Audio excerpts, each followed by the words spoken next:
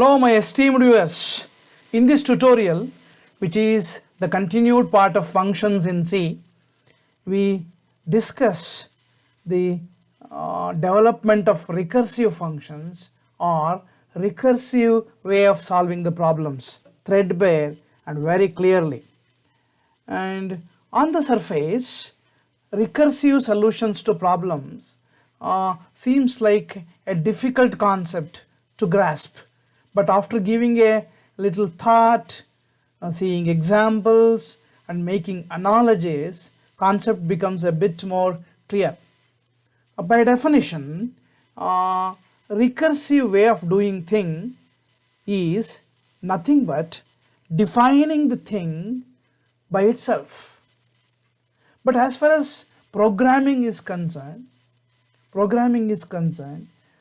recursion is, or the recursive way of solving is solving a function or finding solutions for a problem in terms of problem itself. That means a function which can be recursively addressed is defined in terms of itself, but at a different points of inputs.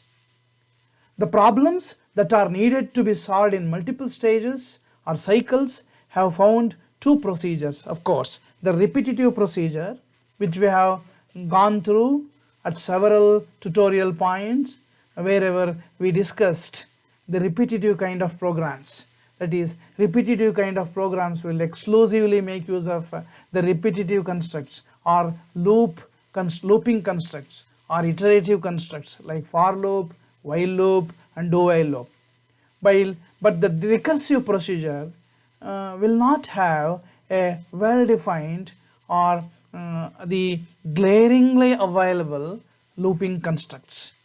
But repetition will happen there also, but in terms of calling the function again and again with a different points of input. And a best example can be quoted in our mundane life. We will do things recursively. Let us say if I want to do 10 tasks in a day, I will probably make a list of it and I will go through one after the other. I will complete the first work, then I will say to myself, okay, this is called as swagata in Sanskrit, okay, and we will tell it to ourselves to do the second problem. So when we start doing the second task, the first task will already be over. So the second task, when we do the second task, still there will be 8 tasks in pending. Therefore, recursive kind of doing work will have different inputs or different stages of inputs or different magnitudes of inputs at every call or whenever the functions are implemented in a chain-like fashion. Okay, a repetitive procedure will have a well-defined looping construct, well-defined stopping criteria or condition, like say I equal to 0, I less than n, I plus plus, while I is lesser than or equal to 10. Do something while a particular condition becomes true. Like this, repetitive procedures or any repetitive kind of problem solving will come with well-defined looping constructs provided by the language. And it is easy for a computer to solve a problem repetitively rather than recursively. Problems that can be solved repetitively may not be solved recursively, but the problems that can be solved recursively can definitely be addressed repetitively.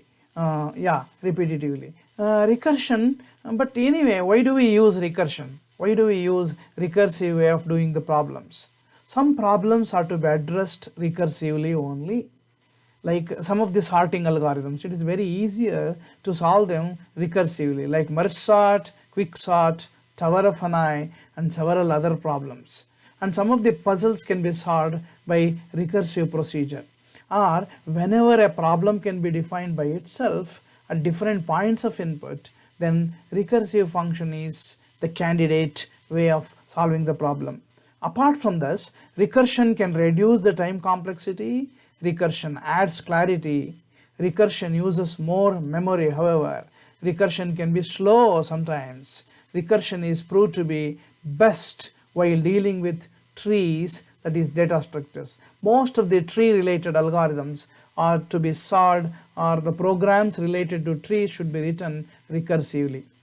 Okay, recursive problem function or recursive problem or recursive function can be expressed by itself but at a different input value.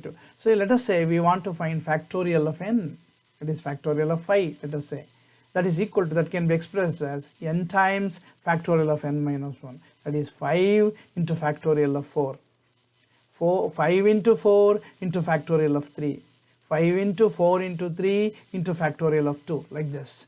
So factorial n is expressed as factorial n minus 1 with some known value being multiplied. So factorial of n into n minus 1 into factorial of n minus 1 can be expressed as n minus 1 into factorial of n minus 2. Like this we can go on writing. So next step, etc., etc., etc., and we will have the last step, factorial of 0. And factorial, this last step, the last function call, let us say at a different input of time, that is input point, that is 0, 0, we will be knowing the answer. Therefore, when the recursive procedure is adopted, we will go to a stage wherein the solution is known to us. Okay, in the melee, the input value will go on reducing. In most of the problems, there are limited examples wherein input value goes on increasing recursion after recursion. But in most of the cases, most of the predominant cases, the input value goes on reducing. It reaches a reduced state at which we know the solution, and this particular state we have a known solution at this stage of input value. In this particular example, it is 1, factorial of 0 is 1, and such a case is such a stage is called as base case. Therefore, every recursive function, every recursive way of solving the problem have to be defined, have to find its own base case. So base case is an input point at which the answer is well known, maybe from first principles. Therefore, we should, whenever we start solving a problem, first of all we have to establish what is the base case of this recursive function. If we do that, half the war is won, and then the things will become very easy. Okay, and we will find writing recursive functions or recursive way of solving problem quite interesting when compared to mundane kind of repetitive kind of program. So we will take an example of factorial. So main long int f, because factorial value will be going to be huge. If you declare this value to be, let us say, int, small int, that is short integer f, and if the input value of this particular value happens to be 15, we are going to get negative answers. Therefore, we should be a bit careful whenever we accrue the value of factorial for a big number. Therefore, it is going to be very big and overflow will happen. Therefore, it should be declared. It should be declared as long int. So f equal to factorial of 3. Let us say this is the example that we have taken. So factorial 3 is a function call that is made. So the first function will crop up, factorial of int n. Okay, 3 is passed over here. If n equal to 0, return 1. This is the base case. Else return n into factorial of n minus 1. Therefore, what is passed over here is 3 as a parameter. Now, this particular recursive call will have n minus 1, that is 2, 3 minus 1, 2, and if n equal to, and anyway this will continue, and here it will be 3 into factorial of 2. Yeah, like this. Factorial of int n, once again it becomes 1. So if n is not equal to 0 here, because it is 1, and it is going to once again calculate over here, and this becomes factorial of 0. So factorial of 0. So what is passed to this is 0. Now answers will start building up. Recursive calls will be a downward ladder. So okay, recursive calls will always be downward ladder. But as far as operating system is concerned, it's going to build a stack. So in the lower bottom, and that is the lowermost plate, lowermost stack, the main function will be there. Then the successive stack plates will be built depending on successive calls. So here the size of the stack will be 1, 2, 3, 4, 5. Anyway, let us leave the points to the operating system. So operating system has to put into service a data structure called as stack. But this kind of a stack is not at all required for repetitive kind of a program. But there we need repetitive kind of construct, either for loop or while loop or do while loop. Here such an iterative construct will be missing. Okay, but anyway, there is a repetition. The repetition happens in terms of calling function again and again till the base case is reached. So here this will return 1.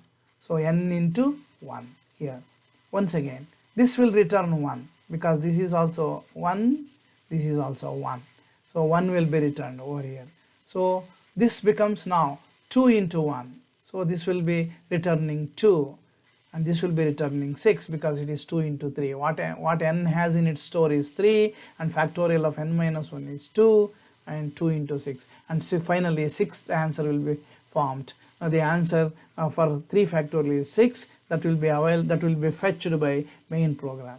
So the approach is bottom up while we get the solution. But as far as calls are concerned, it is a downward ladder. As far as the building the solutions is concerned, it's an upward ladder. Bottom up, and recursive calls will go in a cascading fashion like this. So we will deal with the example number 1, and we will just avoid the factorial, the mundane kind of an example. Here, this example, in this we write a recursive function to add 2 integers. Here, in order to get the sum, the base case could be b becoming 0 and a acquiring whatever that is there in b. Let us say a is 3 and b is 2. Okay, 3 will be increased by 1 to become 4, and b will be reduced by 1 to become 1. Once again, b will be reduced by 1 to become 0, and a will be increased to 5. So by the time a becomes 5, b becomes 0. So this is how we have to think in order to add 2 integers. Okay, enter 2 integers. This is the main program. 2 integers are entered, and the answer is written in a quite interactive way. A comma b, add a comma b. This is the recursive function. So control will be immediately passed to recursive function. We have add integer a comma integer b. If b equal to 0, return a. So this is the base case. Return a. So b has reduced to 0. Here, this is a special example where one of the parameters is increasing, the other parameter is decreasing, because when the other parameter becomes 0, we can just write the answer to be a. The contents of b would have been accrued by a. Else return add plus plus a will be in the increasing mode, b will be in the decreasing mode. Okay, it will be in the decreasing mode so long as the value becomes 0. When it becomes 0, we know the answer. Therefore, okay, that means what we need to understand here is the calling a recursive function or calling the function and again will stop when the base case is reached. So as a second example, we have recursive function that computes a to the power of b, some kind of a power function where both a and b are the integers. So integer a and b, and here we need to, if a to the power of 3 is to be computed, a is let us say 4 and b is 3, then a is to be multiplied by 3 times. That is the concept over here. So b should go on lessening and a should get multiplied as many times as b is. Long integer power. Anyway, we have declared the prototype. Enter the base and index respectively. A is base and b is the index. Percentage d, that is a raised to b, equal to percentage ld, because this particular function brings in long integer kind of a value, and we have written a comma b. Okay, I think brackets are needed over here. Sorry, a comma b, and we write power a comma b. Yeah,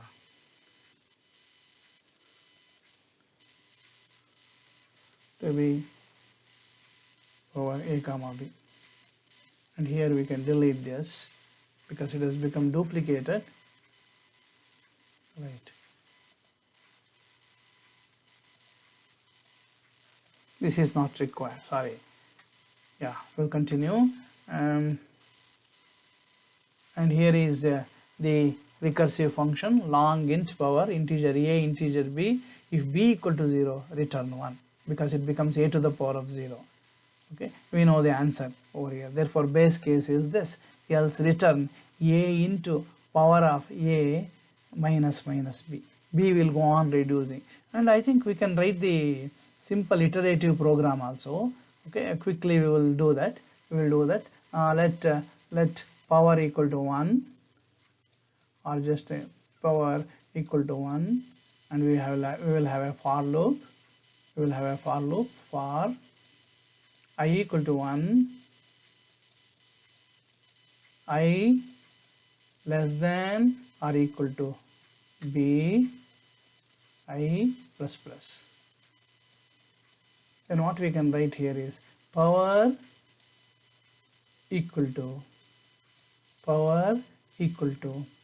a, sorry, power into a, power into a. So what comes out is the power value. Okay, that is the thing. Okay, this is a repetitive program, and here this is the recursive program.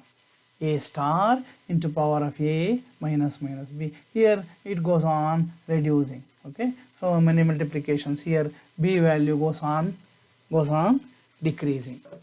So a times, this is number of multiplications. Okay, right. Example 3, this program finds the sum of the series 1 plus 2 plus 3 up to n, up to a given number for n terms recursively. So that can be done. Okay, we will explain through the program itself so that it becomes clear. Integer a comma b, integer sum integer, this is the prototype. Okay, it receives an integer value, it returns an integer kind of a value, which is nothing but the sum of the series, natural series. First put as enter the number of terms.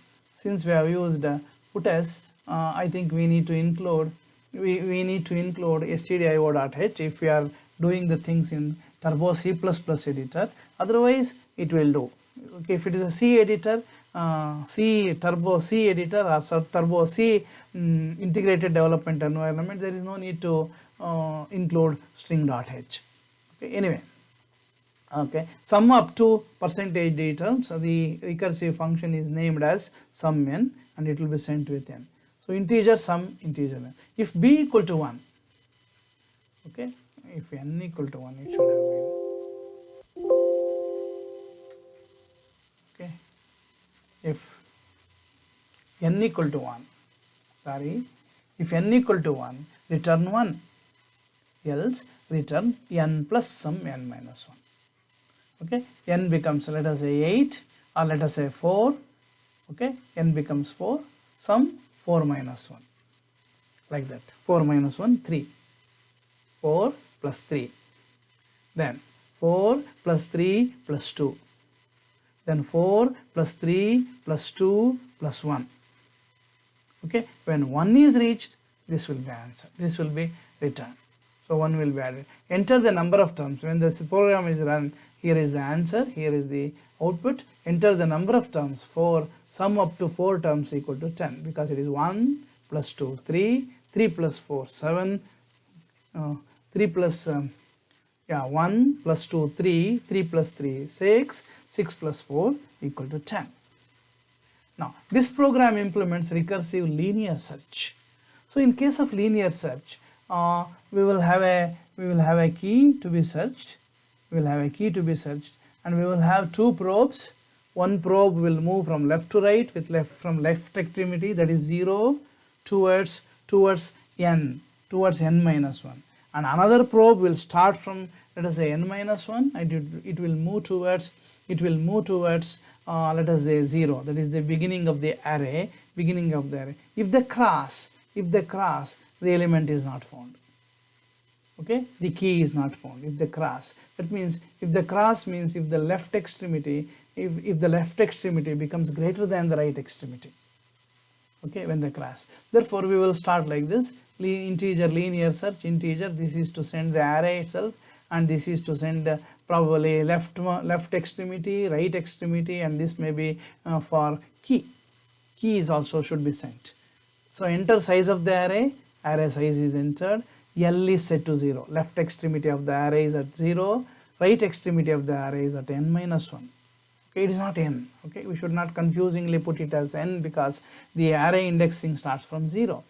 Put as enter the key is taken in. Now enter the elements are entered. Now k is the index value sent by the recursive function. Okay, recursive function. Linear search, the array, the left extremity, right extremity, and key. All the 4 parameters will be just moving towards the function definition. If k not equal to -1, that means if the key is not at all found, okay, then key found at if key is not equal to -1 means there we have used the logic to be if L doesn't cross R, okay, then it is -1. So if it is not -1, key should be found at a particular position. We will see the recursive function, okay, then we will understand. Here we are writing the answer upon receiving a index value from the recursive function, else key is not found. So we will just see this linear search, integer a, array, L, left extremity, right extremity, and integer key. This should not be exchanged anyway. This should not be exchanged.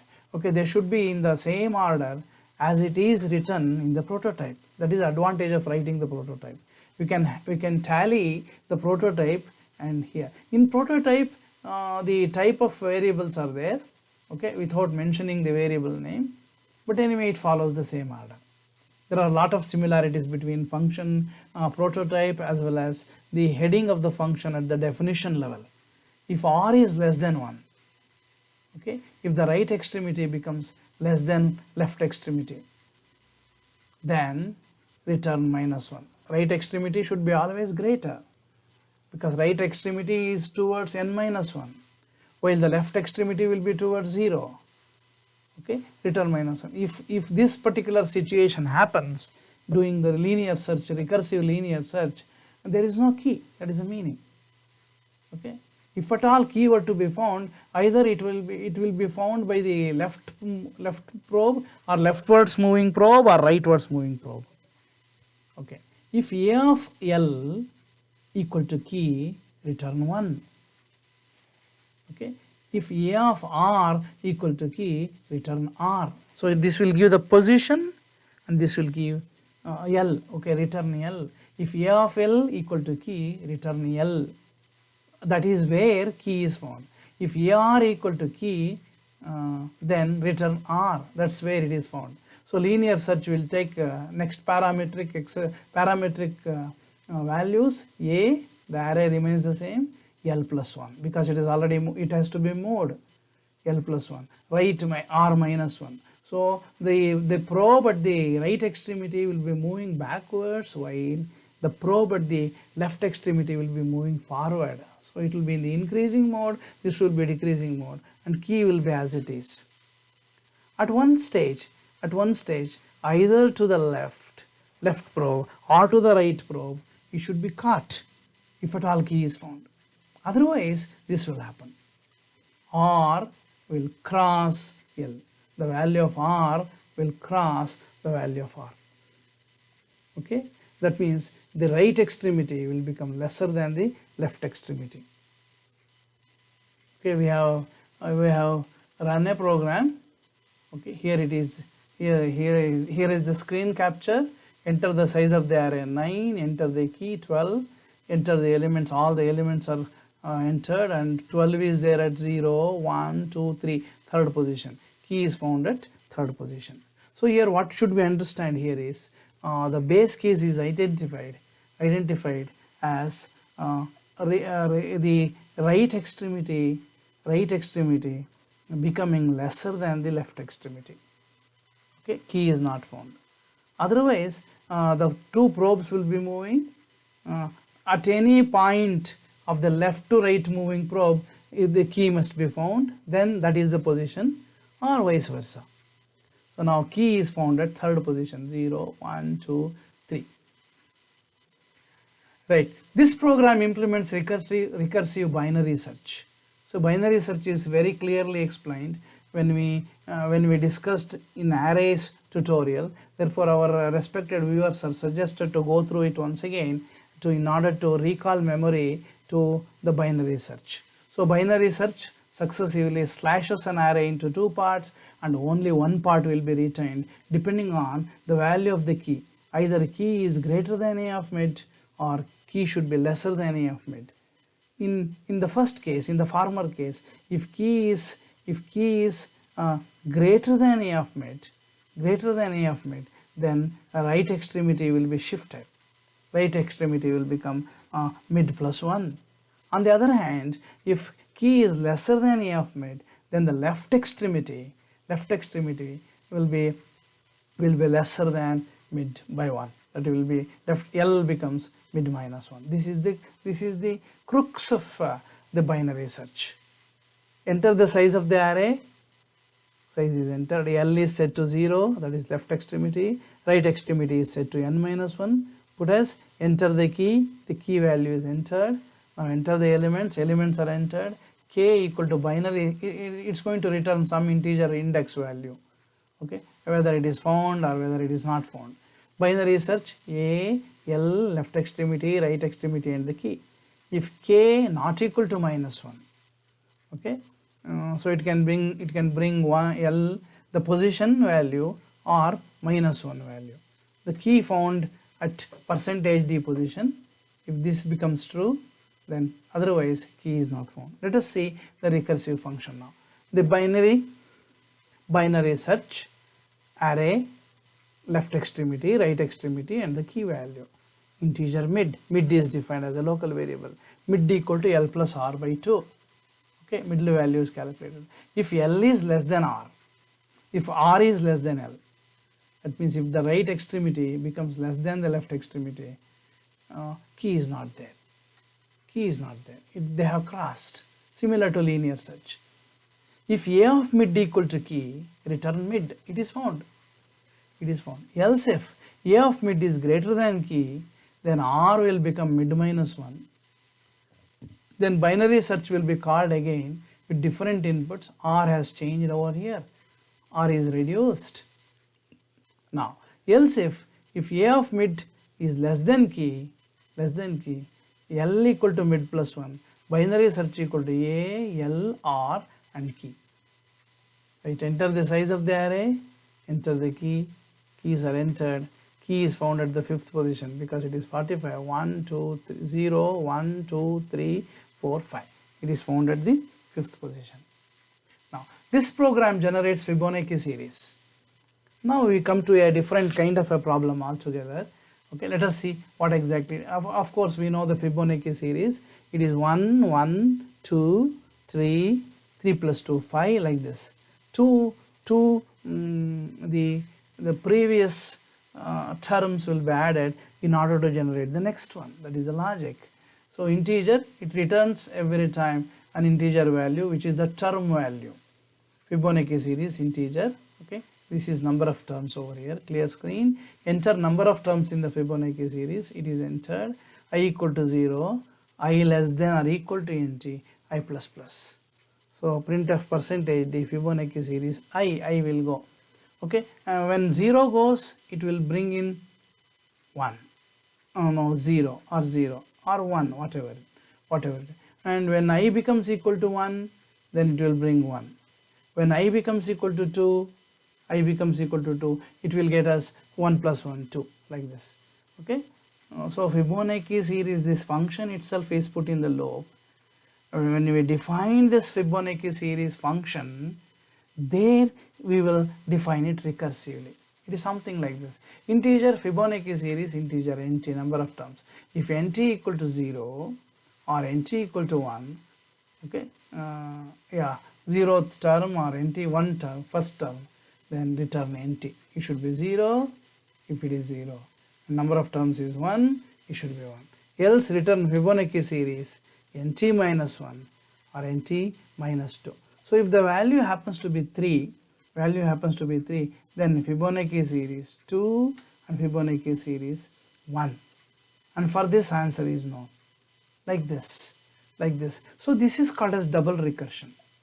So first of all this will be completed, then when this particular recursive call reaches the base stage or base case, then recursive calls for this particular function will take place, and this will go to dormant stage. This function will never be invoked because it is already reached the base case. Okay, so Fibonacci number, enter number of series, number of terms equal to 15, number of terms in the Fibonacci series, and all the 15 series have been, 15 number terms have been generated. 0, 1, 1, 1 plus 1, 2, 2 plus 1, 3, 3 plus 2, 5, etc., etc., etc. Now, Fibonacci series can be represented graphically. So let us say we have taken a small example, okay, small input number. So in order to avoid confusion, okay, so Fibonacci 4 can be written as Fibonacci 3 plus Fibonacci 2. Again, now the solution is gathered for the first call. Let us say Fibonacci 3 can be written as Fibonacci 2 and Fibonacci 1 plus Fibonacci 1, and Fibonacci 2 can be written as Fibonacci 1 and Fibonacci 0. 1 is 1, this is also 1. Okay, this is 0, 0 plus 1. Okay, and here this is 1, and this is once again broken down. Now this the solution will start building up for the right tree. So Fibonacci 1 plus Fibonacci 0. Fibonacci 2 can be written as Fibonacci 1 and Fibonacci 0. So a double recursion always grows like a tree, and single recursion will grow like a chain, as we have written over here in our first slide. Okay, we have shown how exactly a single recursion or single recursive call grows. Here we have shown, yeah, it grows like a chain. It is a single recursion. Okay, there it grows like a tree. This is a very important thing to be remembered, because understanding recursive functions and understanding as to how we write the recursive function will definitely help us to understand some of the basic data structures, particularly the tree, and some of the puzzles can be solved using recursive approach rather than the repetitive approach. Okay, I think I have completed a good number of examples, and for interested readers, of course, we can write recursive functions for merge sort, quick sort, tower of an eye. And in analysis and design of algorithms, let us say the tutorial sessions, we have discussed very clearly the recursive functions, the merge sort under divide and conquer strategy, also quick sort under divide and conquer strategy, tower of an eye in explaining recursive functions. And my respected viewers are suggested to go through the tutorials that are discussed in analysis and design of algorithm module or the playlist. And this we will come to the end of these functions in C, and in our next tutorial we will be taking up structures and unions. Then we will once again we will visit the functions as to how we can pass the structures to a function, and how function can return a structure. Then we will deal with the other advanced programming techniques in C, or programming parts of C, programming units of C that were not discussed thus far. So until then, bye, and if you have liked this video, kindly subscribe to my channel. Thank you.